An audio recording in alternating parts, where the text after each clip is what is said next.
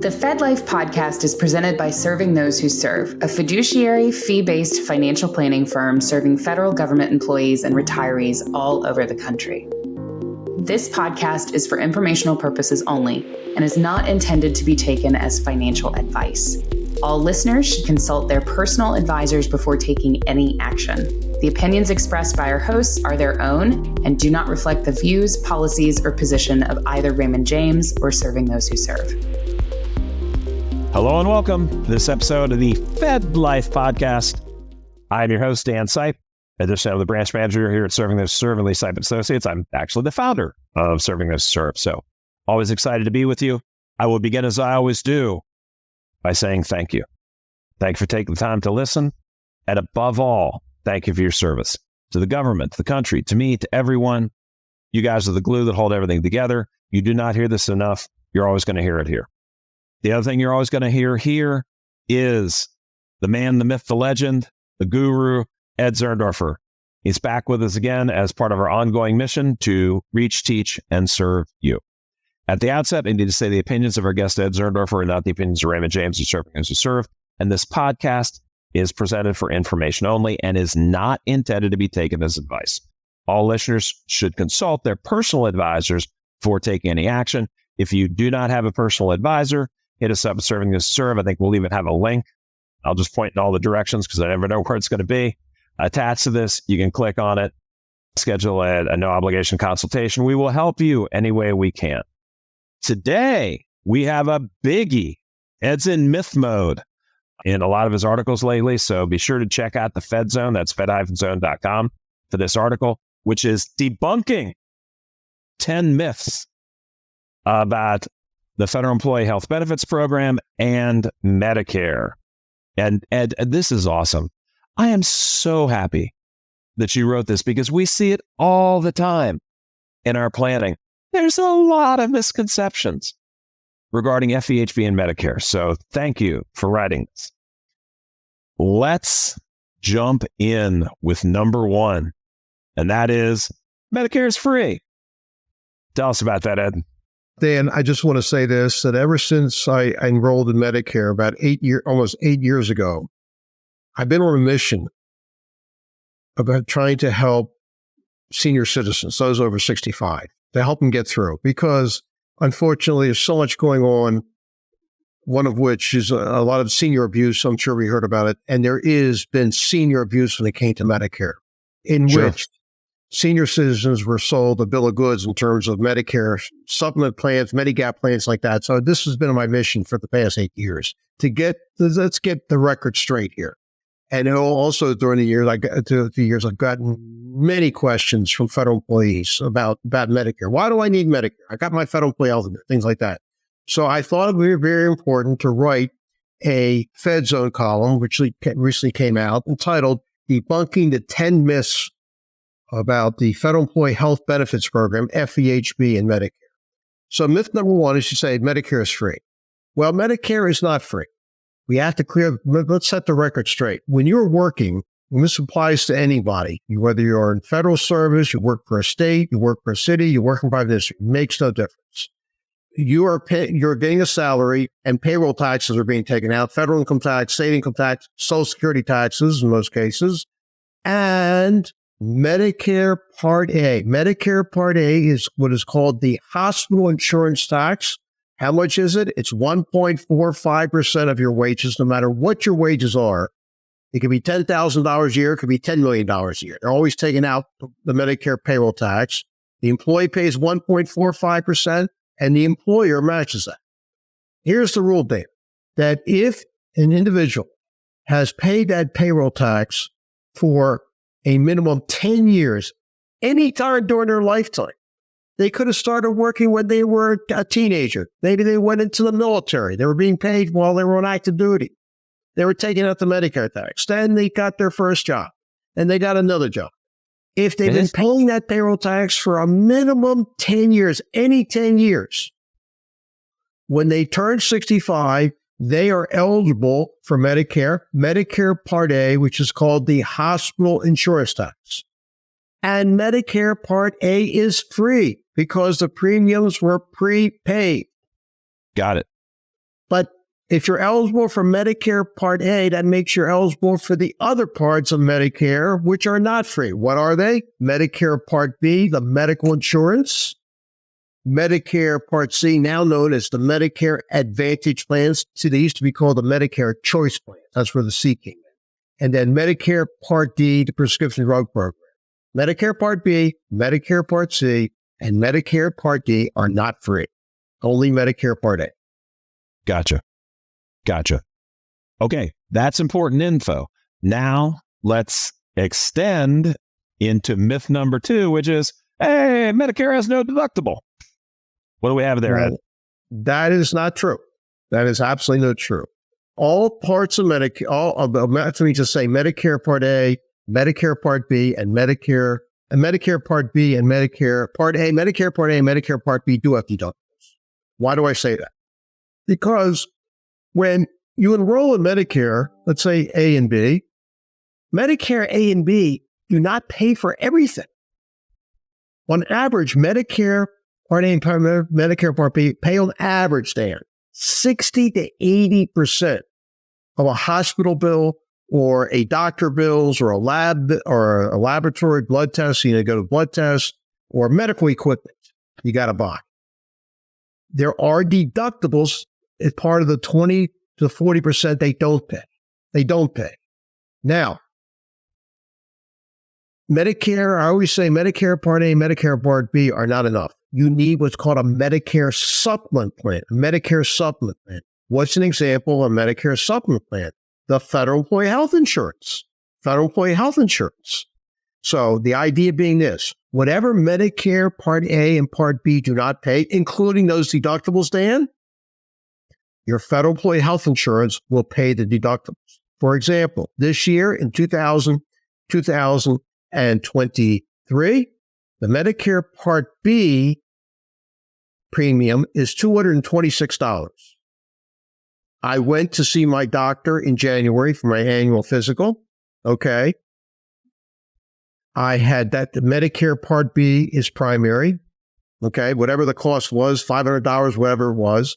But of the $500, Medicare Part B did not pay the $226 because that was the deductible.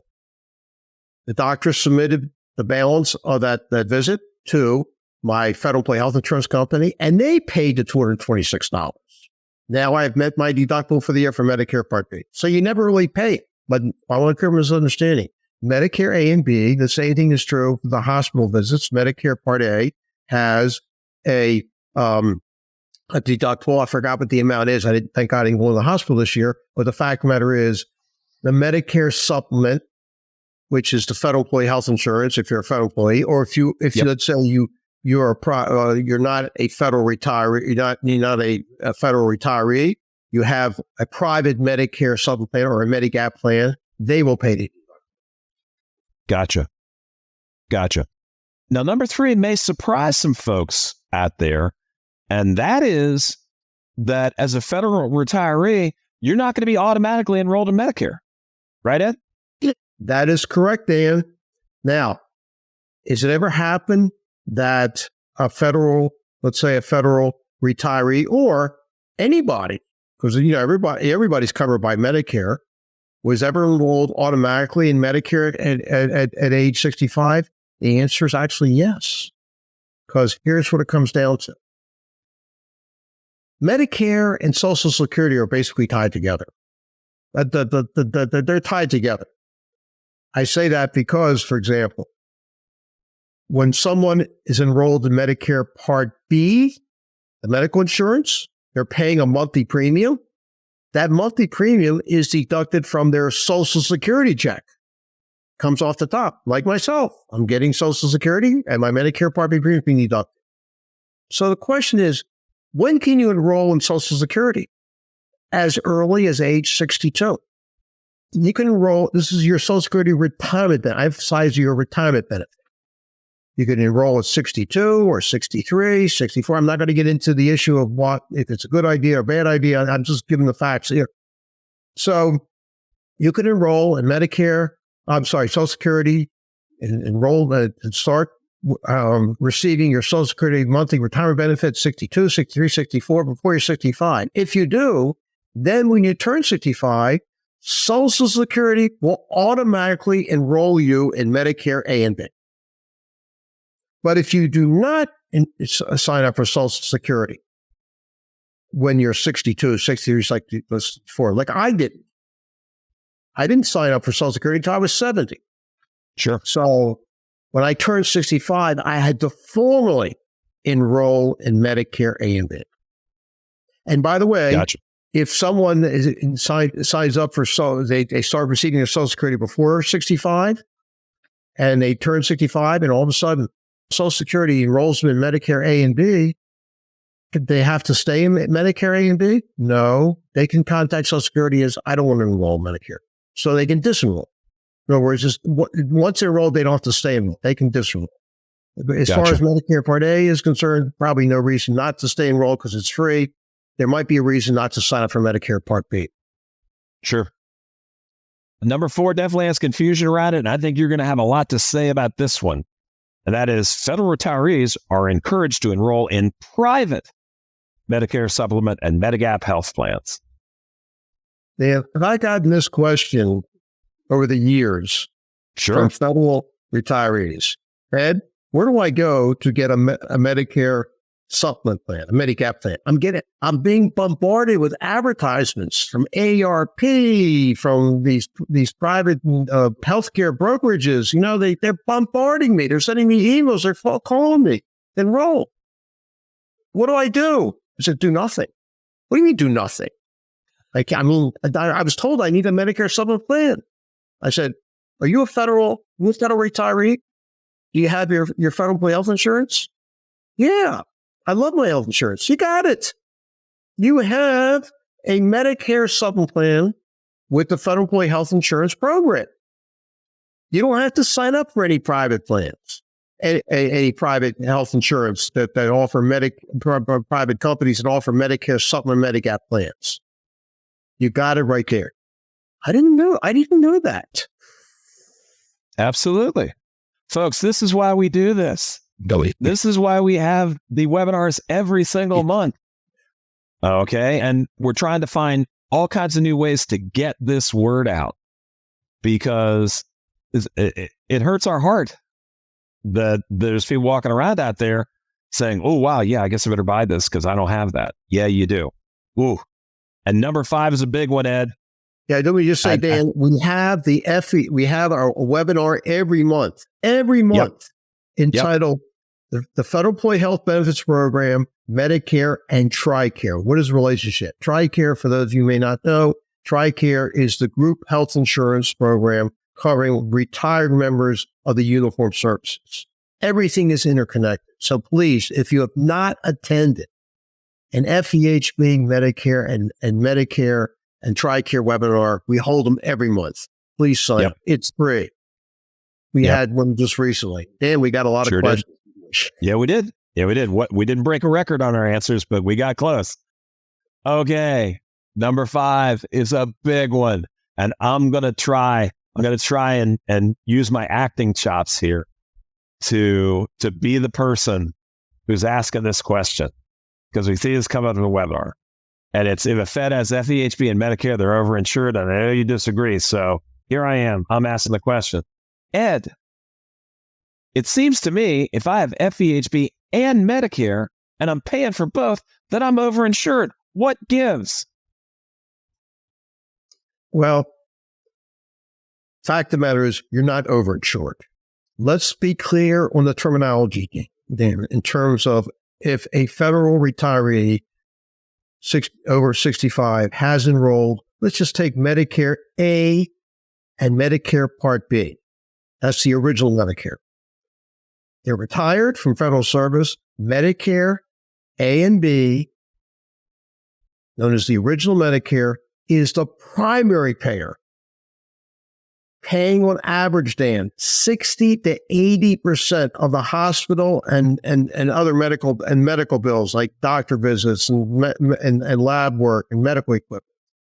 And the FEHB is the secondary insurance, paying whatever Medicare does not pay. And I'm going to give the real proof here. I've been enrolled in FEHB insurance, that's my Medicare supplement, as well as Medicare A and B for the past almost 8 years. Dan, I haven't paid one penny to a doctor, to a hospital, nothing. If you ask me, Ed, what are your deductibles? I don't know what you're talking about. What are your co-payments? What are you talking about? Co-insurance, what's that? I don't know what it is. I never gotten a bill from a doctor. Everything's paid 100%. You're not over-insured. The two coordinate. They are coordinated. And the federal employee health insurance companies, trust me, are delighted that you're enrolled in Medicare A and B. Sure. Why? Because they're paying a lot less for your medical and hospital expenses. They're secondary. And you say, well, I'm paying full premium. Well, in reality, you don't have to be in a more expensive FEHB plan. Because since FEHB is secondary and Medicare is primary, if you have a more expensive, you're enrolled in a more expensive FEHB plan. For example, let's say you're in low deductible. By the time you sign up for Medicare, you really could afford perhaps you really will save, I should say, to switch to high deductible, which the premiums will be lower. Why? Because your FEHB plan is secondary to Medicare, or you have standard coverage. You could drop down to basic. Now, please, this is no word advice. You need to check with the plan. Absolutely. You need to check with the plan. I want to give you 2 examples where you may not be able to do that. Myself, when I turned 65, my wife, who's on part of my FEHB insurance, she was 61. Sure. She's too young to sign up for Medicare. Fine that I'm enrolled in Medicare. I can't drop down to something from standard to basic because she's on it. She can't be on basic because she has some medical expenses. Whereas I have Medicare is my primary payer. Now, when she turned 65 and enrolled in Medicare rate, that's when we switched to basic. Now, the other issue is that you may have certain expenses that Medicare may not cover, and you need a more expensive FEHB plan. You need to check with your doctors, your labs, things like that, given your condition. Do not take this as blanket advice. Switch your FEHB plan, please. Gotcha. Check with your doctors also in general. 100%.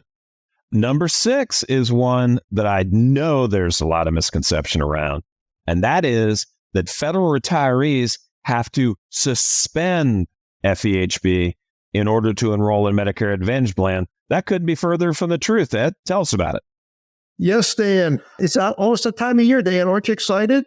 It is. I What look is forward to it October every year. October 15th through December 7th is open season. It's called the annual enrollment period, in which anybody who's over 65 can enroll in a Medicare Advantage plan. I don't know what your mailboxes look like these days, Dan, but my mailboxes are bombarded with advertisements about Medicare Advantage plans.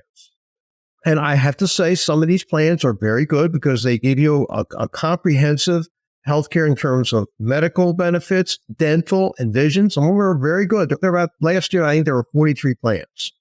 Now, can a federal retiree who was enrolled in Medicare A and B suspend their FEHB? Notice I use the word suspend their FEHB coverage to maybe during this open season, October 15th, to maybe join one of these Medicare Advantage plans? They can. There are 2 reasons one can suspend. And the reason I'm saying suspend as opposed to drop, you're not dropping your FEHB. When you want to suspend your FEHB plan, one, to try a Medicare Advantage plan, or the other reason you could suspend your FEHB is to get into TriCare if you're a military retiree. Suspend means you're going to try it out. You went out of the federal employee health insurance, but if it doesn't work out, you will come back into the FEHB insurance. When you drop your FEHB insurance in retirement, you never can get back in. That's the 11th commandment, Dan. Thou shalt never in retirement drop your FEHB insurance because you're never going to be able to get back in. But getting back to the Medicare Advantage plans, that you can do that. But here's the point. You're on your own. You got to find your own plan. Okay? And you're going to be paying full premiums. Yes. Remember that when you are a federal employee enrolled in the FEHB insurance or any insurance plan, no matter what type of coverage you have, self plus one, self and family, when you're a federal retiree and you're enrolled in the FEHB program, no matter what type of coverage, no matter what plan, what type of coverage, self plus one, self and family, the government is paying, Dan, on average, 72 to 75% of your premiums. That's a blessing from heaven. Trust me. 100%. That's what I keep saying. Here's an old guy that will, I'll hold on a sign. I won't say we'll work for food. I'll do 5 years at wage grade. Okay, just to get into the program. Happily do it. Just let me know. You know where to find me. Yes. So, but here's the point, Dan, I want to mention. That the FEHB program offers its own Medicare Advantage plans. You do not have to suspend your FEHB insurance this coming open season. We have an open season coming up. It's every year. It's going to be this year, the second Monday of November through the second Monday of December. Every year we're having. And we might have some federal retirees. It's this open season coming up here, the annual enrollment period. These plans, I watch on television. They'll get free ambulance rides, and they're going to get free gym memberships, all the window dressing they do these plans. Well, yeah, you could try it out, suspend your enrollment, but there's no need to because you have within the Federal Employee Health Insurance Program, Medicare Advantage plans, and you can enroll in one during the open season. Also, if you enroll in a Medicare Advantage plan, within the Federal Employee Health Insurance Program, the government will pay 72 to 75% of your premiums. If you go in private and during the annual period, you pick a private Medicare Advantage plans, the government's going to pay nothing. Nothing. So please, and as I say, these Medicare Advantage plans can be very, very attractive. They can nearly work out. The one word of caution, one other word of caution. That if you like your doctors, you like your dentist, you like your optometrist, you like your ophthalmologist, and you want to stay with them, I wouldn't go into Medicare Advantage because it's an HMO setting. Sure. That may not be the best thing if you have favorite doctors. Gotcha. Again, we cover this during our monthly FEHB and Medicare webinar. We emphasize this. Every single month. Yep. Number 7 is a tricky myth, and that is original Medicare includes prescription drug coverage. And the answer is it does not. It does not. Yeah. And when Medicare came out, started in 1965. That was Medicare A and B, the original Medicare. Prescription drug expenses were not all that much. I mean, the prescription drug expenses over the years have gone way up to the point that we had really the 90s and early 2000s where healthcare costs were skyrocketing. There was a big push to have Medicare offer prescription drugs. So during the second Bush administration, legislation was passed adding Medicare Part D prescription drug coverage, a separate part of Medicare. And that started in 2007. But here's what our listeners have to know about Medicare Part D. Medicare Part D was designed for catastrophic prescription drug expenses. How do I personally define catastrophic? If you're paying more than $5,000 a year out of pocket for your prescription drugs, which is, boy, that's a lot of money. Yeah. So may this never happen to anybody, Dan. You're talking about maybe somebody has cancer, they're on an experimental drug, $15,000, $20,000. Oh, yeah. Or plans, there are some Medicare Part D plans. You've got to choose a plan. Sometimes it's not easy to pick a plan for your Medicare Part D coverage. It's gotten a little easier. There are some programs out there, and there are Medicare will help you. The Medicare Center for Medicare and Medicaid Services could be assistance There's an open season between October 15th and December 7th for that as well. But again, once again, a individual would not want to enroll in Medicare Part D unless they have catastrophic drug expenses. Now comes the question. Here, a federal retiree. I enrolled in Medicare Part A, Medicare Part B. I heard because if I didn't sign up for Medicare Part B when I was first eligible, I'm going to pay a penalty. I heard all the rules. We talk about you have to enroll in Medicare Part B when you're first eligible. It doesn't always have to be 65. Depends when you retire from federal service. We talk about that during our monthly webinar. But here's the point. And I've gotten this question so often. Do I need to sign up for Medicare Part D? Suppose I'm retired. I retired at 65, enrolled in Medicare Part A and Part B. I'm healthy. Yeah. 10 years later, I get very ill. And I need prescription drugs that are super expensive. $5,000, $10,000 a year. And I need Medicare Part D. I didn't sign up when I was Part B. Am I going to be penalized? And the answer is no, you will not. Why is that? The Federal Employee Health Insurance Program and TriCare for Life, that's for retired members of the Uniformed Services, are considered, and this is in the jargon of the Center for Medicare and Medicaid Services, CMS, and this is their jargon. Because the Federal Employee Health Insurance and TriCare for Life have what's called credible prescription drug coverage. A federal retiree, a Uniformed Services retiree, does not have to sign up for Medicare Part D when they enroll in Medicare. If they have to sign up later because they incur these very high prescription drug expenses, catastrophic, they can sign up during an open season held between October 15th and December 7th every year with no penalty. That word credible is very important. I'll also tell you, Dan, that there's been a lot of abuse with private companies, insurance companies, selling prescription drug plans. Because that's what the CMS has contracted with private insurance companies to sell prescription drug plans, just like the Medicare Advantage plans.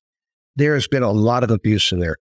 A lot of people have to be very careful about that. Very careful. Gotcha. Number 8 is kind of a cousin of number 7, and that is that Medicare does not cover dental, vision, or hearing. That's Medicare Part B. Medicare Part B generally does not. If someone has excessive dental, has high costs for dental, high costs for vision, hearing aids, then they may want to look into a federal retiree to enroll in Medicare Advantage plans, because the Medicare Advantage plans offer medical, dental, and vision benefits, including hearing, under an HMO setting. If someone does want to sign up for Medicare, if a federal retiree does not want to sign up for Medicare Advantage, they have Medicare Part A, and they have excessive dental and vision, hearing aid expenses, they're going to have to buy separate dental insurance, separate vision insurance, or separate hearing aid insurance. It's gotten a little more competitive now for hearing aids, I've noticed. And where can they find that? Well, one place they can go to is the Federal Employees Dental Vision Insurance Program, FedVIP. And it offers separate dental, separate vision insurance. And I think there might be some hearing areas they're going to offer some eventually, I think, hearing in that program. There's no 5-year requirement. If you never had any of the dental or the FedVIP dental or vision plans when you're an employee, you can get it in retirement. There's no 5-year participation rule like there is with the Federal Employee Health Insurance. Gotcha. Okay, we're down to our last 2 myths here. And number 9 is huge. And that is federal retirees can enroll in original Medicare at any time. Not so, right, Ed? That's not true. Okay. There are 3 distinct periods for enrolling in Medicare and enrolling in Medicare. The first period is called the initial enrollment period. The initial enrollment period. The initial enrollment period is a 7-month period centered on the month you turn 65. So the month you turn 65 is the middle month. Go back 3 months and then go forward 3 months. For example, I was born in January. I turned 65 in January 2016. So I enrolled in Medicare in October, which was 3 months before that, in Medicare A and B. I had any time between October 1st, 2015, and April the 30th, 2016. That was my 7-month period. That's called the initial enrollment period. Then we have the general enrollment period. Every year, Medicare has a general enrollment period that runs from January 1st through March 31st of every year, in which someone can enroll in Medicare A and B, Medicare Part A, Medicare Part B during that time, with coverage taking effect the first day of the next one. So if you enrolled in Medicare A and B in January that year or a particular year, coverage takes effect February 1st. But here's the problem, Dan. If someone did not sign up during their initial enrollment period, they blew the 7-month period, then they're going to have to wait to the next general enrollment period, which will be the following January 1st. If it's been more than 1 year since they were supposed to sign up during the initial enrollment period, they're going to be paying a penalty, a late enrollment penalty. And what is that late enrollment penalty? It's 10% of the Medicare Part B premium, that they call the first income tier, because what you pay for Medicare Part B depends on your income, and the higher your income, these are called income tiers. It's what's called the first income tier premium.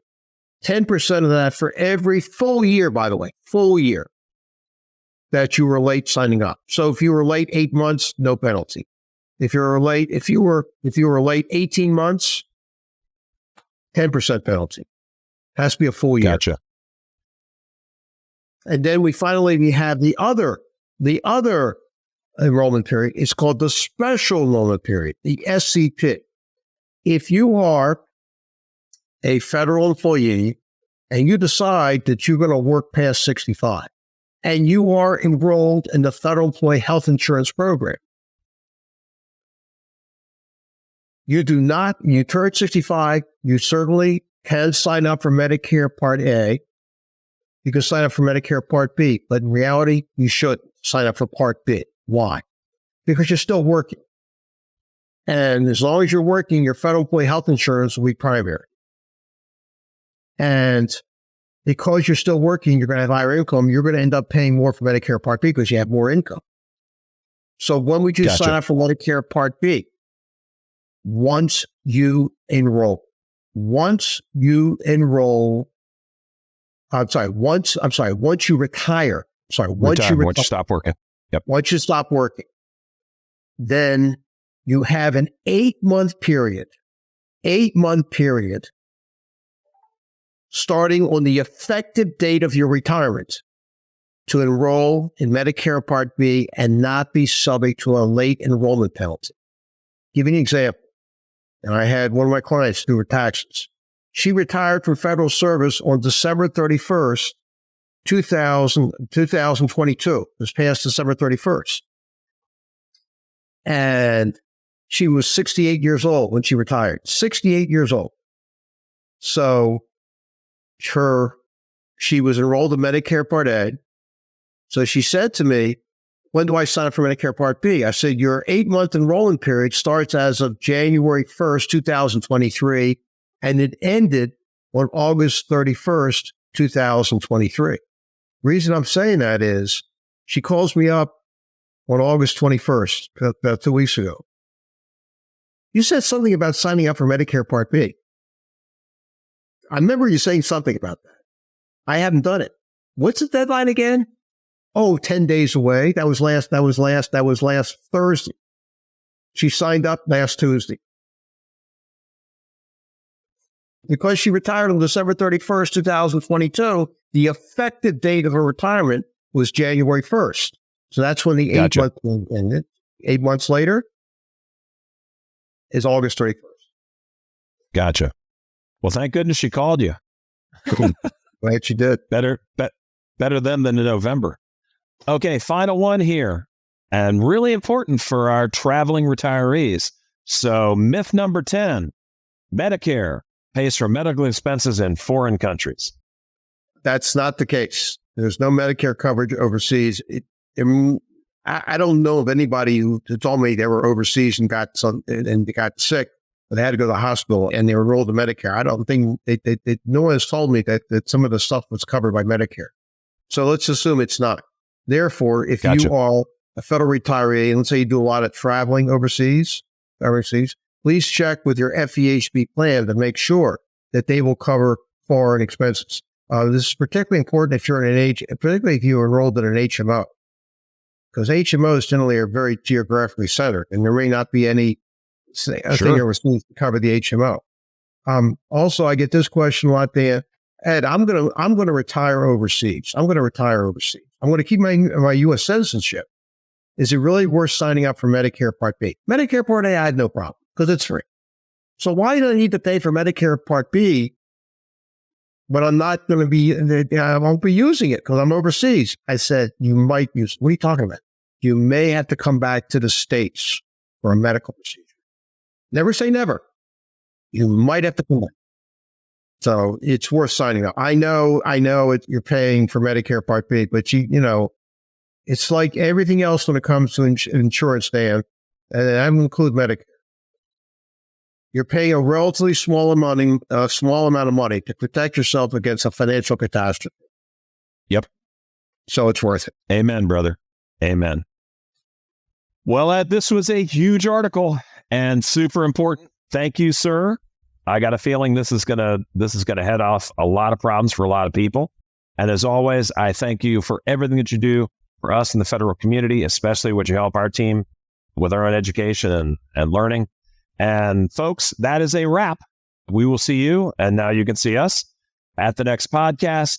We are Serving Those Who Serve, so be sure to subscribe to this podcast on our YouTube channel and Spotify. Share it with your friends, share it with strangers. Check us out on Twitter and LinkedIn. Do not forget the live webinars every single week. Just go to SWS website, swserve.com. You'll see the webinar button. Click it, takes you to the landing page. Whole menu, pick all the ones you want. The guru will come to you. He will reach you, teach you, and serve you where you are. Sign up for one, sign up for all, share it with your friends. They will thank you. Be sure to read Ed every single week in the Fed Zone. That's fed-zone.com. He's there. Can't miss him. And they're all archived and searchable. And don't forget to sign up for the weekly serving. That's Ed and all the other Fed stars coming straight to you in your inbox. Don't have to go looking. So for Ed, the crew at Serving Those Who Serve, and me, Dan Sipe, I will sign off as I always do by saying good luck, Godspeed, and above all, please remember, it's your FedLife. Make it a great one because you deserve it. Stay well, everybody. We are out. Bye-bye. Thank you.